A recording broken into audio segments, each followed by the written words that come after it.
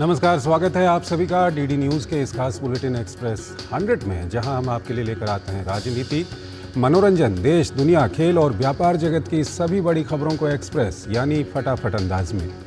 मैं हूं चंद्रशेखर जोशी। तो आइए शुरू करते हैं तेज खबरों का सिलसिला।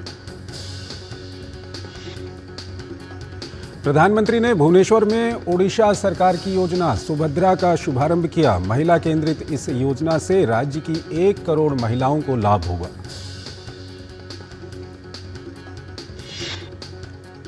सुभद्रा योजना के तहत 21 से 60 वर्ष की आयु के सभी पात्र लाभार्थियों को 2024-25 से 2028-29 के बीच 5 वर्षों की अवधि में 50,000 रुपये मिलेंगे। 2 समान किस्तों में प्रतिवर्ष 10,000 रुपये की राशि सीधे लाभार्थी के बैंक खाते में जमा की जाएगी। पीएम मोदी ने प्रधानमंत्री आवास योजना ग्रामीण, पीएम अर्बन 2.0 सहित विभिन्न योजनाओं का शिलान्यास और लोकार्पण किया, जिसमें रेल विकास की 2,800 करोड़ रुपए और राष्ट्रीय राजमार्ग से जुड़ी 1,000 करोड़ रुपए की परियोजनाएं शामिल रहीं।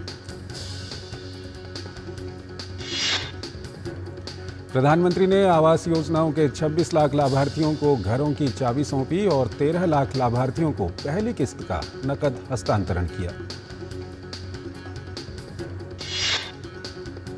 प्रधानमंत्री ने कहा कि किसी भी देश या राज्य का विकास उतना ही ज्यादा होगा जितनी महिलाओं की भागीदारी होगी। इसी वजह से केंद्र ने आवास योजना में मालिकाना हक महिलाओं को दिया है। आधुनिक इंफ्रा निर्माण के जरिए राज्य को तेजी से विकसित करने के संकल्प को प्रधानमंत्री ने दोहराया। पीएम मोदी ने देश को बांटो और राज करो वाली नीति अपनाने वालों से सावधान रहने की अपील की। प्रधानमंत्री ने देश के विकास में किसानों, युवाओं, महिलाओं और दलितों, आदिवासियों की भागीदारी बढ़ाने का संकल्प दोहराया। उन्होंने कहा कि केंद्र सरकार ने अपने कार्यकाल के पहले 100 दिन में ही गरीब, किसान, युवा, महिला, दलित, आदिवासी के हित में तेजी के फैसले लिए हैं।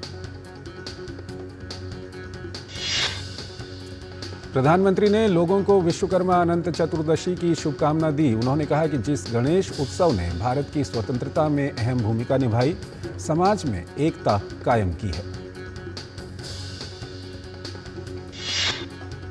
ओडिशा यात्रा पर प्रधानमंत्री सबसे पहले आवास योजना के लाभार्थी के घर पहुंचे। भुवनेश्वर में ये आवास बना है। प्रधानमंत्री ने परिवार वालों से बात की, उनसे जाना कि पक्के आवास में रहने का अनुभव कैसा है।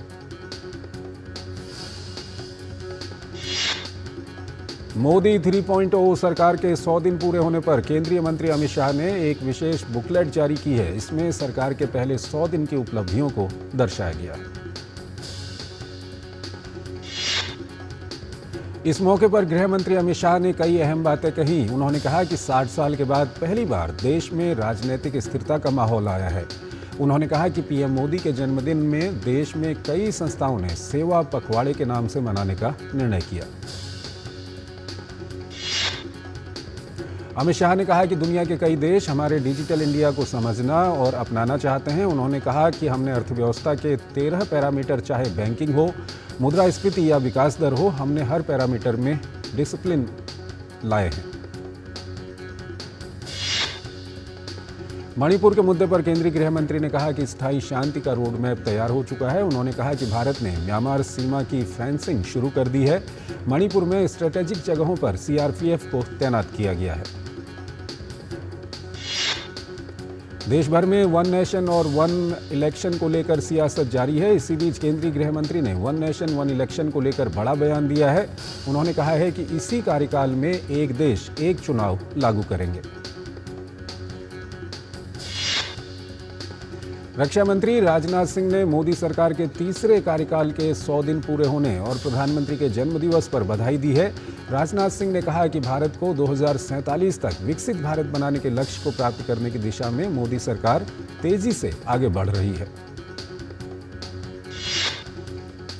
प्रधानमंत्री नरेंद्र मोदी के तीसरे कार्यकाल में 100 दिन पूरे हो रहे हैं। इसी कड़ी में केंद्रीय मत्स्य पालन, पशुपालन और डेयरी मंत्री राजीव रंजन सिंह ने मंत्रालय द्वारा पिछले 100 दिनों में किए गए कार्य की जानकारी दी। तीसरे कार्यकाल में उन्होंने 3 गुना शक्ति से काम करने की बात कही है।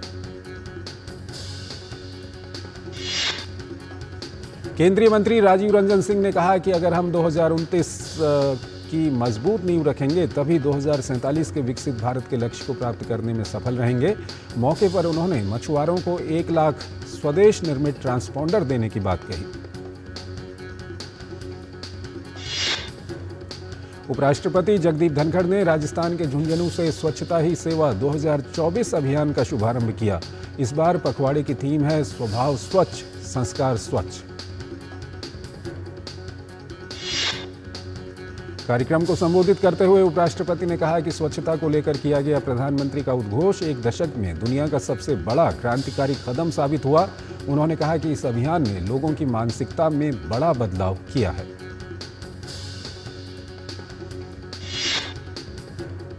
उधर उत्तर प्रदेश के मुख्यमंत्री योगी आदित्यनाथ ने वाराणसी से स्वच्छ उत्तर प्रदेश, स्वस्थ उत्तर प्रदेश के संकल्प के साथ स्वच्छता वॉलंटियर्स को हरी झंडी दिखाकर रवाना किया। प्रधानमंत्री नरेंद्र मोदी के जन्मदिन के मौके पर लखनऊ में उत्तर प्रदेश के उप मुख्यमंत्री केशव प्रसाद मौर्य ने स्वच्छता अभियान में हिस्सा लिया। उत्तराखंड के मुख्यमंत्री पुष्कर सिंह धामी ने भी परेड ग्राउंड में स्वच्छता ही सेवा 2024 कार्यक्रम का उद्घाटन किया और हेल्थ कैंप का भी जायजा लिया। छत्तीसगढ़ के मुख्यमंत्री विष्णुदेव साय मरीन ड्राइव में आयोजित स्वच्छता ही सेवा अभियान 2024 कार्यक्रम में शामिल हुए, जबकि राजस्थान के मुख्यमंत्री भजनलाल शर्मा ने भी स्वच्छता ही सेवा कार्यक्रम में भाग लिया। प्रधानमंत्री नरेंद्र मोदी के 74वें जन्मदिन के उपलक्ष्य पर राष्ट्रीय अध्यक्ष जेपी नड्डा ने सेवा पखवाड़ा के तहत रक्तदान शिविर का उद्घाटन किया और मोदी सरकार के तीसरे कार्यकाल के 100 दिन पूरे होने पर भाजपा के राष्ट्रीय कार्यालय में लगी प्रदर्शनी का उद्घाटन भी किया। भाजपा अध्यक्ष जेपी नड्डा ने कहा कि मोदी सरकार के 100 दिनों के अंदर जो कार्य हुए हैं, विभिन्न विभागों के मंत्री अपने अपने विभाग की जानकारी जनता को देंगे। उत्तर प्रदेश के मुख्यमंत्री योगी आदित्यनाथ सुबह वाराणसी में बाबा विश्वनाथ के दर्शन करने के बाद पूजा अर्चना उन्होंने की। मुख्यमंत्री ने प्रधानमंत्री नरेंद्र मोदी के 74वें जन्मदिन के अवसर पर 74 किलो का बूंदी से बना केक काटा और प्रधानमंत्री के स्वास्थ्य और दीर्घायु के लिए कामना की। प्रधानमंत्री नरेंद्र मोदी के जन्मदिन के मौके पर लोकसभा अध्यक्ष ओम बिरला ने पौधारोपण किया और प्रधानमंत्री के उत्तम स्वास्थ्य व दीर्घायु की कामना की। उन्होंने तलवंडी स्थित पार्क में सफाई अभियान चलाकर स्वच्छता का संदेश भी दिया।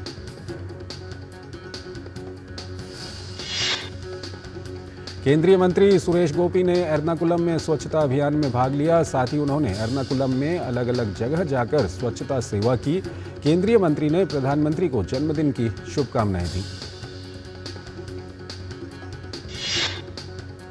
देश भर में स्वच्छ भारत मिशन के 10 वर्ष पूरे होने वाले हैं। इस अवसर पर केंद्रीय मंत्री पीयूष गोयल ने स्वच्छता अभियान के तहत स्वच्छता शपथ ली और लोगों से पूरे साल अपने आसपास 100 घंटे सफाई करने की अपील की।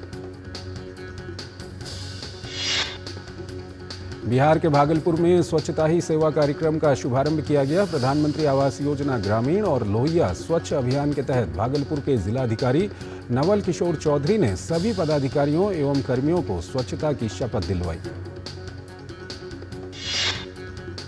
प्रधानमंत्री नरेंद्र मोदी के जन्मदिन के अवसर पर भारतीय जनता पार्टी युवा मोर्चा ने बीजेपी मुख्यालय में रक्तदान शिविर का आयोजन किया।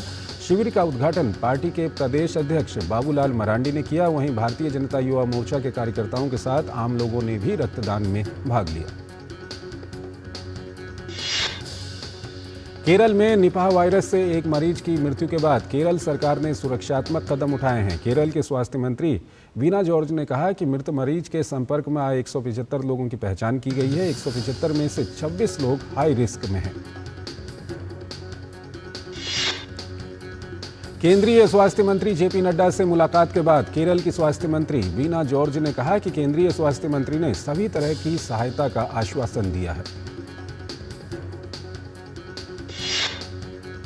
महाराष्ट्र के मुख्यमंत्री एकनाथ शिंदे ने मराठवाड़ा मुक्ति दिवस के अवसर पर राष्ट्रीय ध्वज फहराया। मराठवाड़ा मुक्ति दिवस हर साल 17 सितंबर को महाराष्ट्र राज्य में मनाया जाता है।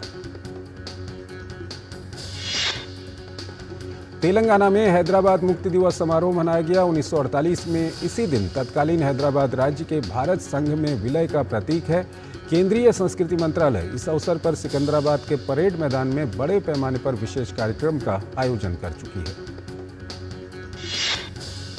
उत्तर प्रदेश के गाजियाबाद स्थित पूर्वी पेरिफेरल एक्सप्रेसवे के दुहाई इंटरचेंज पर सड़क परिवहन और राजमार्ग मंत्रालय द्वारा स्वच्छता ही सेवा अभियान 2024 के शुभारंभ के अवसर पर देशव्यापी वृक्षारोपण अभियान चलाया गया। कार्यक्रम का उद्घाटन केंद्रीय मंत्री नितिन गडकरी ने किया। कर्नाटक में बप्पा की आरती के विरोध पर भाजपा नेता शहजाद पूनावाला ने कर्नाटक सरकार पर निशाना साधा है। शहजाद पूनावाला ने कहा कि कांग्रेस सरकार का चरित्र रहा है कि वो आरोपियों को बचाने का काम करती है। केंद्रीय स्वास्थ्य मंत्री जेपी नड्डा ने नई दिल्ली में दूसरे ग्लोबल फूड रेगुलेटर समिट के लोगो का अनावरण किया। दूसरे ग्लोबल फूड रेगुलेटर समिट नई दिल्ली के भारत मंडपम में 19 से 21 सितंबर तक चलेगा। ग्लोबल फूड रेगुलेटर समिट में दुनिया भर के 70 से अधिक देशों के प्रतिनिधि हिस्सा लेंगे। इस सम्मेलन में खाद्य सुरक्षा नियामक, जोखिम मूल्यांकन, अनुसंधान संस्थानों और विश्वविद्यालयों के प्रतिनिधि हिस्सा लेंगे। सामुदायिक कल्याण की दिशा में एक महत्वपूर्ण कदम उठाते हुए केंद्रीय गृह मंत्रालय ने मणिपुर के निवासियों को सस्ती दरों पर वस्तुएं उपलब्ध कराने के लिए एक कार्यक्रम शुरू किया।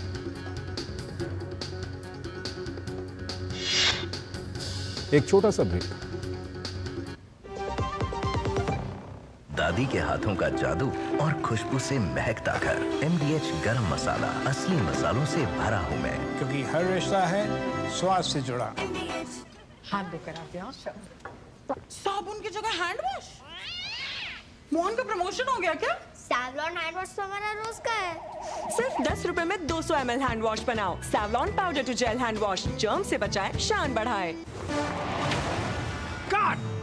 सुरक्षा की गारंटी हर चीज में जरूरी है, चाहे वो मुश्किल स्टंट हो या अच्छी फसल। इसलिए ले आइए IIL के ट्रैक्टर ब्रांड का शिनबार, जो देता है सुंडी और ट्रिप से सुरक्षा की गारंटी। शादी का किचन महके जहां, गोल्डी किचन किंग मसाले हो वहां। गोल्डी लाए हैं फ्रेश लॉक टेक्नोलॉजी, जो रखे मसालों को हर समय फ्रेश।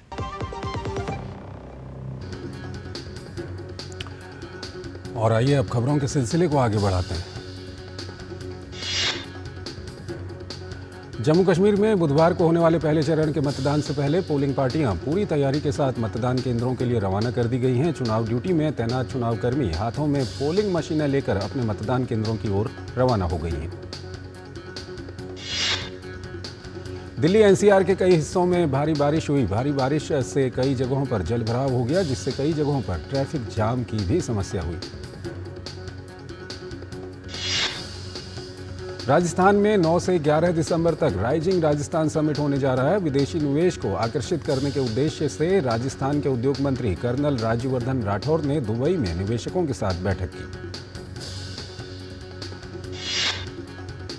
अरविंद केजरीवाल ने दिल्ली के मुख्यमंत्री पद से इस्तीफा दे दिया है और आम आदमी पार्टी ने आतिशी को दिल्ली का नया मुख्यमंत्री बनाने की घोषणा की है, जिसके बाद भाजपा आप पार्टी पर हमलावर है।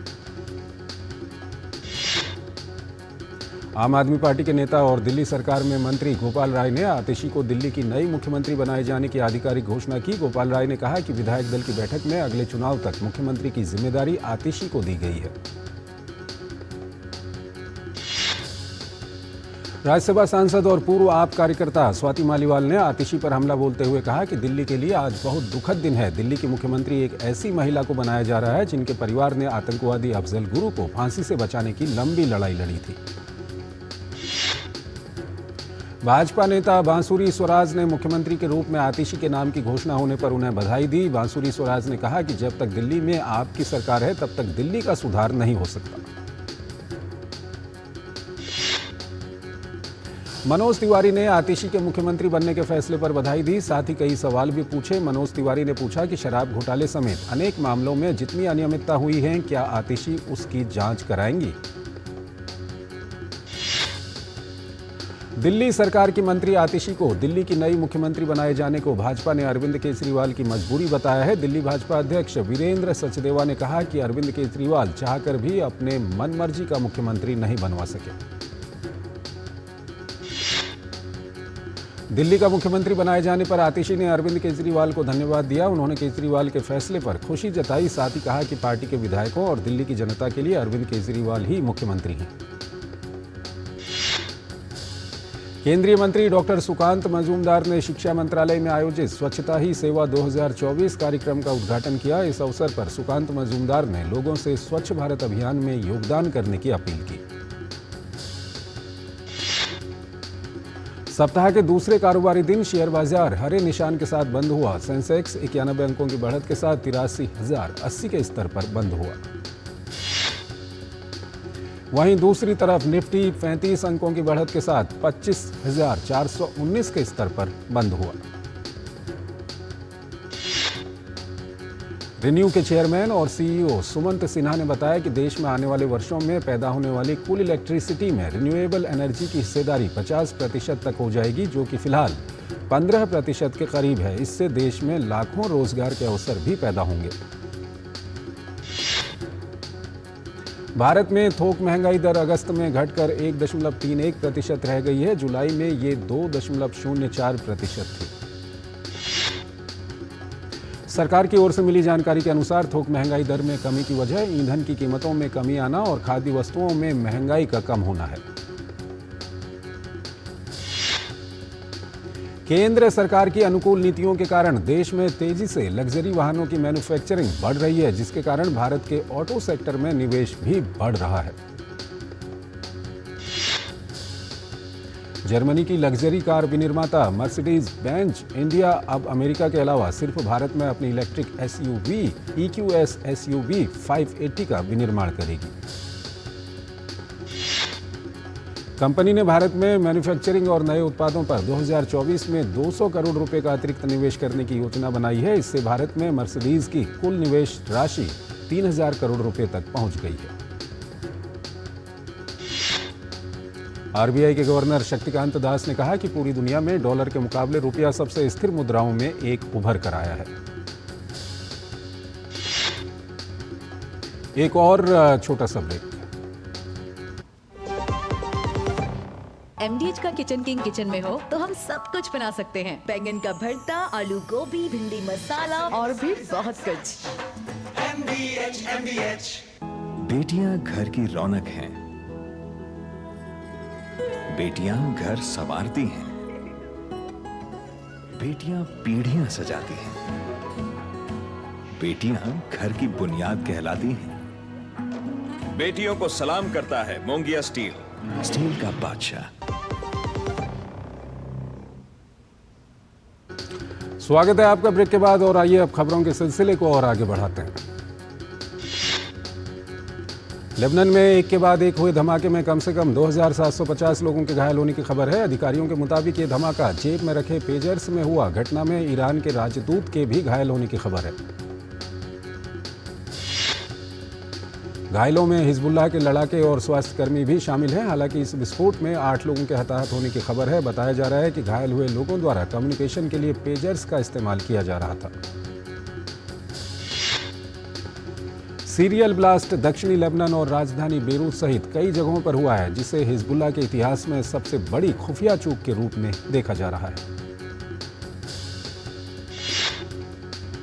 भारत ने न्यूयॉर्क के मेलविले में स्थित BAPS स्वामीनारायण मंदिर में तोड़फोड़ की कड़ी निंदा करते हुए तुरंत कार्रवाई की मांग की है। मंदिर में तोड़फोड़ को भारतीय वाणिज्य दूतावास ने अस्वीकार्य बताया।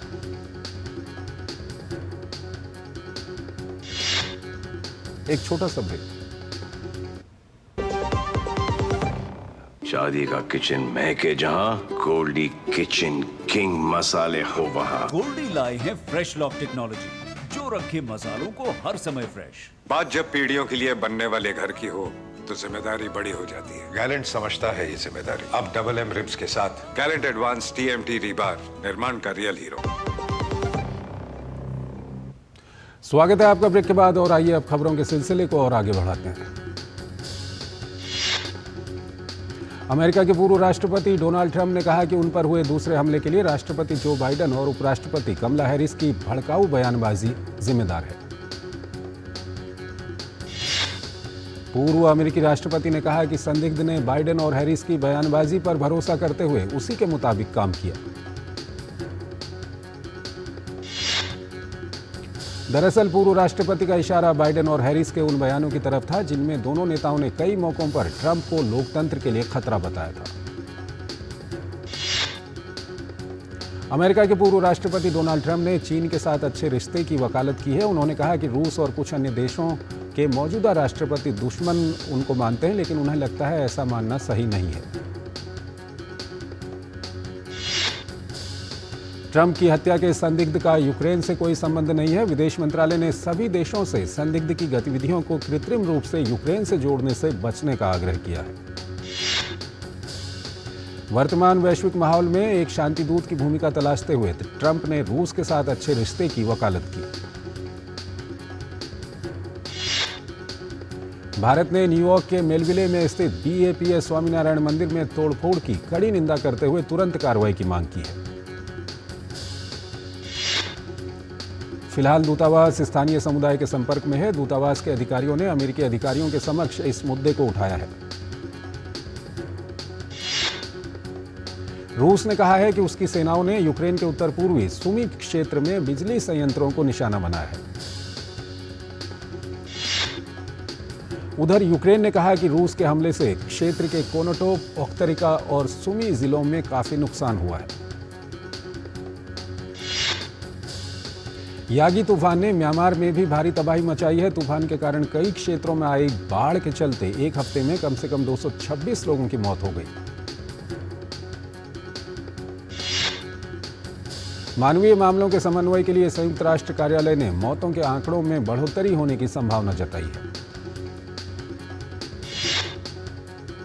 चक्रवाती तूफान बोरिस ने मध्य और पूर्वी यूरोप में भारी तबाही मचाई है। तूफान के कारण आई बाढ़ से पोलैंड में 4, रोमानिया में 7, चेक गणराज्य में 3 और ऑस्ट्रिया में 4 लोगों की मौत हो गई। रोमानिया में बाढ़ से सर्वाधिक प्रभावित हुए जिलों में 16 अक्टूबर तक आपातकाल घोषित कर दिया गया है। ऑस्ट्रिया के निचले क्षेत्रों में हजारों घरों में बिजली और पानी की आपूर्ति बाधित हो गई है। पेरू के विभिन्न हिस्सों में लगी जंगल की आग के कारण कम से कम 15 लोगों की मौत हो गई है। उधर टेक्सास के लापोर्ट में प्राकृतिक गैस तरल पाइपलाइन में आग लग गई, जिससे हजारों घरों और व्यवसायों की बिजली आपूर्ति बाधित हो गई। भारतीय पुरुष हॉकी टीम ने एशियन चैंपियंस ट्रॉफी हॉकी प्रतियोगिता का खिताब अपने नाम कर लिया है। भारत ने फाइनल मुकाबले में मेजबान चीन को 1-0 से हराया। ये 5वीं बार है जब भारत ने एशियन चैंपियंस ट्रॉफी हॉकी का खिताब अपने नाम किया है। 45वें शतरंज ओलंपियाड में भारतीय टीम का शानदार प्रदर्शन जारी है। भारत की महिला और पुरुष टीमों ने 6ठी जीत हासिल कर ली है। भारतीय पुरुष टीम ने हंगरी को हराकर लगातार 6ठी जीत हासिल की। बांग्लादेश के खिलाफ पहले टेस्ट में केएल राहुल के खेलने की उम्मीदें बढ़ गई हैं। कप्तान रोहित शर्मा ने प्रेस कॉन्फ्रेंस में कहा कि हम चाहते हैं कि वो सारे मैच खेलें। अंतर्राष्ट्रीय क्रिकेट परिषद ने विश्व कप में पुरुषों और महिलाओं को समान पुरस्कार राशि दी जाने की घोषणा की है। महिला टी20 विश्व कप में विजेता बनने वाली टीम को अब 23,40,000 अमेरिकी डॉलर मिलेंगे।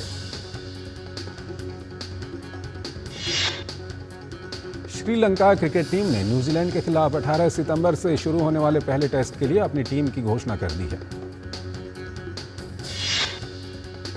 भारत के Priyanshu Rajawat China open badminton tournament के पहले दौर में बाहर हो गए। दुनिया की सबसे बड़ी football league UEFA champions league के नए सीजन का आज से आगाज हो रहा है। इंग्लिश क्लब लिवरपूल आज अपने अभियान का आगाज करेगा। लिवरपूल का सामना इटालियन क्लब एसी मिलान से होगा। ब्रिटेन की एम्मा रादुकानु ने कोरिया ओपन के दूसरे दौर में जगह बना ली है। उन्होंने कड़े संघर्ष में अमेरिका की पैटर्न स्टांस को 7-6, 7-6 से शिकस्त दी। आमिर खान के बेटे जुनैद फिल्म महाराजा से लोगों का दिल जीतने के बाद श्रीदेवी की छोटी बेटी खुशी कपूर के साथ अपनी अगली फिल्म में नजर आएंगे। 13 सितंबर को फिल्म तुम्बाड को सिनेमाघरों में रिलीज किया गया है। फिल्म द बकिंघम मर्डर्स के निर्देशक हंसल मेहता ने खुलासा किया है कि करीना कपूर खान ने सिर्फ इसलिए फीस में कटौती की क्योंकि वो एक निर्माता के रूप में फिल्म में शामिल हुई। सिनेमाघरों में धुआंधार कमाई करने के बाद अब Deadpool and Wolverine digital platform के जरिए लोगों के दिल जीतने के लिए तैयार है। फिल्म स्त्री 2 ने बॉक्स ऑफिस पर धुआं उड़ा रखा है। फिल्म ने 33 दिनों में कुल 558 करोड़ रुपए की कमाई घरेलू बॉक्स ऑफिस पर कर डाली। प्रियंका चोपड़ा ने निक जोनास के O2 एरिना लंदन कॉन्सर्ट की कुछ झलकियां इंस्टाग्राम पर साझा करते हुए उन्हें जन्मदिन की बधाई दी। प्रसिद्ध अभिनेत्री और नाटककार भक्ति राठौड़ अपना पहला हिंदी नाटक एक स्टैंड अप कॉमेडी 6 अक्टूबर को मंच पर लाने के लिए तैयार है। तो एक्सप्रेस न्यूज में फिलहाल इतना ही। आप बने रहिए डीडी न्यूज के साथ। नमस्कार।